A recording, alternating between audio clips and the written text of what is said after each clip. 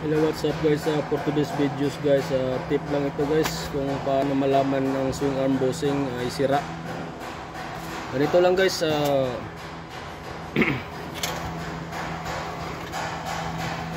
i-alog-alogin nyo guys pababa guys, ganyan. Pag padjak mo pababa guys, kung hindi yan babalik, malalaylay yan guys, ganyan. Kung hindi yan magbabounce, ibig sabihin sira yan guys. Sira yung bossing niya dito. Ayan. Pero pag nagbabounce yan, ayan, may pwersa siya, ibig sabihin okay yan guys.